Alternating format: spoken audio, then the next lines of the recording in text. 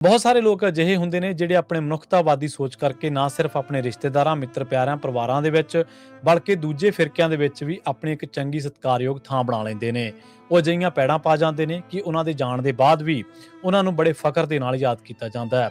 ਅਜਿਹੇ ਹੀ ਚੰਗੇ ਵਿਚਾਰਾਂ ਦੇ ਧਾਰਨੀ ਤੇ ਸਿੱਖ ਕੌਮ ਦੇ ਹਮਦਰਦੀਆਂ ਵਿੱਚੋਂ ਇੱਕ ਸਨ ਰਾਜੀਵ ਕੁਮਾਰ ਸ਼ਰਮਾ, ਜੋ ਕੈਨੇਡਾ ਦੇ ਡੈਲਟਾ ਦੇ ਵਿੱਚ ਵਸਦੇ ਸਨ। ਰਾਜੀਵ ਕੁਮਾਰ ਸ਼ਰਮਾ ਦਾ ਜੇ ਪਿਛੋਕੜ ਦੇ ਝਾਤ ਮਾਰ ਗਏ ਤਾਂ ਉਹਨਾਂ ਦਾ ਪਿਛੋਕੜ ਇਹ ਰਿਹਾ ਕਿ ਉਹਨਾਂ ਨੇ ਪਿਛਲੇ ਕਈ ਦਹਾਕਿਆਂ ਤੋਂ ਸਿੱਖਾਂ ਦੇ ਕਿਸੇ ਵੀ ਤਰ੍ਹਾਂ ਦੇ ਸਮਾਗਮ ਦੇ ਵਿੱਚੋਂ ਆਪਣੇ ਪੈਰ ਪਿਛਾਂਹ ਨਹੀਂ ਖਿੱਚੇ, ਬਲਕਿ ਆਗੂ ਬਣ ਕੇ, ਮੋਹਰੀ ਬਣ ਕੇ ਇਹਨਾਂ ਸਮਾਗਮਾਂ ਦੇ ਵਿੱਚ ਜਿਹੜੇ ਵੀ ਪੰਥਕ ਕਾਰਜ ਹੁੰਦੇ ਸਨ ਉਹਨਾਂ ਦੇ ਵਿੱਚ, ਸੈਮੀਨਾਰਾਂ ਦੇ ਵਿੱਚ ਮੋਹਰੀ ਰੋਲ ਜਿਹੜਾ ਉਹ ਅਦਾ ਕੀਤਾ। ਵੱਖ-ਵੱਖ ਥਾਵਾਂ ਦੇ ਉੱਤੇ ਉਹ ਹਮੇਸ਼ਾ ਪੰਥਕ ਜੋ ਵੀ ਸਟੇਜਾਂ ਹੁੰਦੀਆਂ ਸਨ, ਜੋ ਵੀ ਥਾਵਾਂ ਹੁੰਦੀਆਂ ਸਨ, ਸਮਾਗਮ ਹੁੰਦੇ ਸਨ, ਉਹਨਾਂ ਦੇ ਵਿੱਚ ਮੂਹਰੇ ਰਹਿ ਕੇ ਅੱਗੇ ਹੋ ਕੇ ਅਗਵਾਈ ਕਰਦੇ ਨਜ਼ਰ ਆਉਂਦੇ ਸਨ। ਆਪਣੀ ਚੰਗੀ ਸੋਚ ਕਰਕੇ ਸਿੱਖ ਹਲਕਿਆਂ ਦੇ ਵਿੱਚ ਉਹਨਾਂ ਦਾ ਚੰਗਾ ਸਤਿਕਾਰ ਸੀ। ਅਮਰੀਕਾ ਦੇ ਵਿੱਚ ਇੱਕ ਬਹੁਤ ਵੱਡਾ ਸਮਾਗਮ ਹੁੰਦਾ ਹੈ, ਯੁਬਾ ਸੀਰੀ ਦਾ ਨਗਰ ਕੀਰਤਨ। ਇੱਥੇ ਵੀ ਉਹ ਆਪਣੇ ਵਲੰਟੀਅਰਾਂ ਦੇ ਨਾਲ ਬਲੱਡ ਡੋਨੇਸ਼ਨ ਜਿਹੜਾ ਕੈਂਪ ਹੈ ਉਹ 1984 ਸਿੱਖ ਕਤਲੇਆਮ ਨੂੰ ਸਮਰਪਿਤ, ਉਹਨਾਂ ਸ਼ਹੀਦਾਂ ਨੂੰ ਸਮਰਪਿਤ ਕਰਾਉਂਦੇ ਸਨ। ਇਸੇ ਕਰਕੇ ਉਹਨਾਂ ਦੇ ਤੁਰ ਜਾਣ ਦੇ ਬਾਅਦ ਇੱਕ ਬੜੀ ਨਾਮੁਰਾਦ ਬਿਮਾਰੀ ਨੇ ਉਹਨਾਂ ਨੂੰ ਸਾਡੇ ਸਾਰਿਆਂ ਕੋਲੋਂ ਖੋਹ ਲਿਆ। ਉਹਨਾਂ ਨੂੰ ਤੁਰ ਜਾਣ ਦੇ ਬਾਅਦ ਨਾ ਸਿਰਫ ਕੈਨੇਡਾ, ਅਮਰੀਕਾ, ਬਲਕਿ ਜਿੱਥੇ ਕਿਤੇ ਵੀ ਸਿੱਖ ਸੰਘਰਸ਼ ਦੇ ਨਾਲ ਜੁੜੇ ਲੋਕ ਵਸਦੇ ਨੇ, ਉਹਨਾਂ ਨੂੰ ਬੜੇ ਅਦਬ ਤੇ ਬੜੇ ਸਤਿਕਾਰ ਦੇ ਨਾਲ ਯਾਦ ਕਰਦੇ ਨੇ।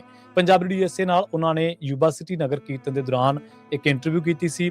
ਉਸ ਇੰਟਰਵਿਊ ਦੇ ਵਿੱਚ ਉਹਨਾਂ ਨੇ ਬਲੱਡ ਡੋਨੇਸ਼ਨ ਕੈਂਪ ਦੇ ਬਾਰੇ ਗੱਲਾਂ ਬਾਤਾਂ ਕੀਤੀਆਂ ਸਨ। ਆਓ ਪਿਛੋਕੜ ਦੇ ਵਿੱਚੋਂ, ਅਤੀਤ ਦੇ ਵਿੱਚੋਂ ਇੱਕ ਪੰਨਾ ਪੰਜਾਬੀ USA ਦੇ YouTube ਦਾ ਉਹ ਖੋਲ੍ਹਦੇ ਹਾਂ ਤੇ ਉਹਨਾਂ ਦੇ ਨਾਲ ਸੁਣਦੇ ਹਾਂ ਇੱਕ ਉਹ ਯਾਦਗਾਰ, ਬੇਮਿਸਾਲ ਤੇ ਯਾਦ ਰੱਖਣ ਯੋਗ ਜਿਹੜੀ ਇੰਟਰਵਿਊ ਆ ਸੁਨੀਲ ਕੁਮਾਰ ਸ਼ਰਮਾ ਦੇ ਨਾਲ। ਅਜਿਹੇ ਲੋਕ ਜਦੋਂ ਚਲੇ ਜਾਂਦੇ ਨੇ ਤੇ ਆਪਣੇ ਪਿੱਛੇ ਪੈੜਾਂ ਛੱਡ ਜਾਂਦੇ ਨੇ, ਜਿਨ੍ਹਾਂ ਪੈੜਾਂ ਤੇ ਲੋਕ ਨਾਜ਼ ਕਰਦੇ ਨੇ। ਸਾਨੂੰ ਸਾਰਿਆਂ ਨੂੰ ਮਨੁੱਖਤਾਵਾਦੀ ਹੋਣਾ ਚਾਹੀਦਾ ਹੈ।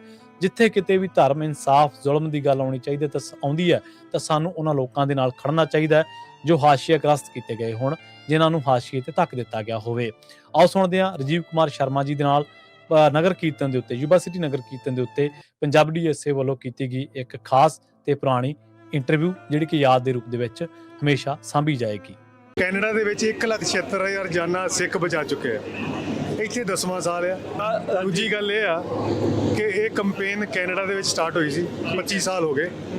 ਕੋਈ ਵੀ ਬੰਦਾ ਕਿਸੇ ਵੀ ਕਮਿਊਨਿਟੀ ਦਾ, ਚਾਹੇ ਉਹ ਧਰਮ ਨੂੰ ਮੰਨਦਾ ਚਾਹੇ ਨਹੀਂ ਮੰਨਦਾ, ਉਹ ਨਸਲਕੁਸ਼ੀ ਦਾ ਸ਼ਿਕਾਰ ਨਹੀਂ ਹੋਣਾ ਚਾਹੀਦਾ। ਇਹ ਇਹਦਾ ਇੱਕ ਮੰਤਵ ਆ।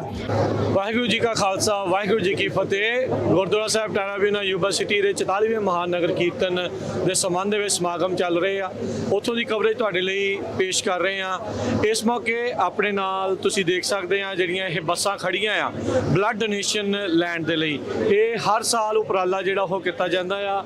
ਸਿੱਖ ਨੇਸ਼ਨ ਦੇ ਦੁਆਰਾ ਜਿਹੜੀ ਬਲੱਡ ਡੋਨੇਸ਼ਨ ਆ ਉਸ ਨੂੰ ਜਿਹੜਾ ਉਹ ਲੈ ਕੇ ਆਪਣੇ ਨਾਲ ਇਸ ਕੈਂਪੇਨ ਜੋ ਵਲੰਟੀਅਰ ਕਰ ਰਹੇ ਆ ਉਹ ਆਪਣੇ ਨਾਲ ਜੁੜੇ ਨੇ। ਸੁਨੀਲ ਕੁਮਾਰ ਜੀ, ਜੀ ਆਇਆਂ ਨੂੰ, ਸਵਾਗਤ ਹੈ ਜੀ। ਤੁਹਾਡਾ ਧੰਨਵਾਦ ਜੀ, ਤੁਸੀਂ ਮੌਕਾ ਦਿੱਤਾ ਸੰਗਤ ਤੱਕ ਸੁਨੇਹਾ ਪਹੁੰਚਾਉਣ ਦਾ। ਸੋ ਸੁਨੀਲ ਕੁਮਾਰ ਜੀ ਦੱਸੋ, ਹਰ ਸਾਲ ਤੁਸੀਂ ਇਹ ਜਿਹੜੀ ਲੈ ਕੇ ਆਉਂਦੇ ਆ ਬਲੱਡ ਡੋਨੇਸ਼ਨ ਕਰਵਾਈ ਜਾਂਦੀ ਆ, ਇਸ ਕੈਂਪੇਨ ਦਾ ਵਰਲਡ ਵਾਈਡ ਕੈਂਪੇਨ ਕਿੱਦਾਂ ਚੱਲ ਰਹੀ ਆ? ਅਸਲ ਦੇ ਵਿੱਚ ਤੁਸੀਂ ਮੇਰਾ ਨਾਂ ਲੈ ਲਿਆ, ਨਾਂ ਲੈਂਦੇ। ਅਸਲ 'ਚ ਗੁਰੂ ਗ੍ਰੰਥ ਤੇ ਗੁਰੂ ਪੰਥ ਦੀ ਰਹਿਮਤ ਦੇ ਨਾਲ ਚੱਲ ਰਹੀ ਹੈ ਜੀ। ਅਸੀਂ ਤਾਂ ਨਾਂ ਆ, ਬੰਦੇ ਆ, ਪਰ ਇਹ 'ਚ ਹਜ਼ਾਰਾਂ ਡੋਨਰ ਨੇ, ਹਜ਼ਾਰਾਂ ਹੀ ਵਲੰਟੀਅਰ ਨੇ ਜੀ। ਸੋ ਦੂਜੀ ਗੱਲ ਇਹ ਆ ਕਿ ਇਹ ਕੰਪੇਨ ਕੈਨੇਡਾ ਦੇ ਵਿੱਚ ਸਟਾਰਟ ਹੋਈ ਸੀ, 25 ਸਾਲ ਹੋ ਗਏ।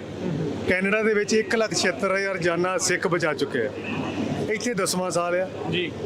ਜਿਹੜੀ ਯੂਨੀਕ ਗੱਲ ਇਹ ਆ ਕਿ ਚਲਾਈ ਸੀਗੀ ਵੀਰਾਂ ਨੇ ਜਦੋਂ 1999 ਵਿੱਚ ਖਾਲਸਾ ਪੰਥ ਦਾ 300ਵਾਂ ਸਾਜਵਨਾ ਦਿਵਸ ਮਨਾਇਆ ਜਾ ਰਿਹਾ। ਠੀਕ ਹੈ। ਉਦੋਂ ਸਿੰਘਾਂ ਨੇ ਸੋਚਿਆ ਵੀ ਕੁਝ ਇਹੋ ਜਿਹਾ ਕਰੀਏ ਕਿ ਜਿਹਦੇ ਨਾਲ ਕੌਮ ਦੀ ਇੱਕ ਜਿਹੜੀ ਯੂਨੀਕ ਆਇਡੈਂਟੀਟੀ ਆ ਉਹਦੀ ਫਾਰਮੇਸ਼ਨ ਵੀ ਹੋਵੇ ਤੇ ਸਾਡਾ ਇੱਕ ਪੋਜ਼ਿਟਿਵ, ਜਿਵੇਂ ਲੰਗਰ ਆ, ਇਟਸ ਅ ਪਾਰਟ ਆਫ ਲੰਗਰ। ਬਿਲਕੁਲ। ਤੇ ਉਸ ਤਰੀਕੇ ਦੇ ਨਾਲ ਆਪਾਂ ਕੋਈ ਮੁਹਿੰਮ ਚਲਾਈ। ਸੋ ਉਦੋਂ ਚਲਾਈ ਸੀਗੀ ਕੈਨੇਡਾ ਦੇ ਵਿੱਚ ਤੋਂ, ਹੁਣ ਫਿਰ ਅਮਰੀਕਾ ਦੇ ਵਿੱਚ ਵੀ ਆ, ਇਸੇ ਤਰੀਕੇ ਆਸਟ੍ਰੇਲੀਆ। ਜਿਹਨਾਂ ਵੀ ਸਿੰਘਾਂ ਨੂੰ ਪਤਾ ਲੱਗਦਾ ਆਪਣੇ ਹਿਸਾਬ ਨਾਲ ਚਲਾਉਣ ਦੀ ਕੋਸ਼ਿਸ਼ ਨੇ। ਕੈਨੇਡਾ 'ਚ ਲਿਟਲ ਬਿਟ ਮੋਰ ਆਰਗੇਨਾਈਜ਼ਡ ਆ। ਇੱਥੇ ਸੰਗਤ ਜਿੱਦਾਂ ਇਕੱਠੇ ਹੋ ਕੇ ਕੁਝ ਇੱਕ ਦਿਨ ਦੇ ਵਿੱਚ ਕਰ ਲੈਂਦੀ ਆ। ਤੇ ਹਰ ਸਾਲ ਦੇ ਵਿੱਚ ਇੰਨਾ ਕੌਮ ਦਾ ਹੰਗਾਰਾ ਹੁੰਦਾ ਕਿ ਇਹ ਤੁਸੀਂ ਦੇਖ ਲਓ ਵੀ 2 ਘੰਟੇ ਹੋ ਗਏ, ਬੰਦੇ ਸੰਗਤਾਂ ਵੇਟ ਕਰ ਰਹੀ ਆ, ਪਰ ਉਸ ਮੁੱਕ ਚੁੱਕਾ ਸਮਾਂ। ਅਗਲੇ ਸਾਲ ਕੁਝ ਹੋਰ ਕਰਾਂਗੇ।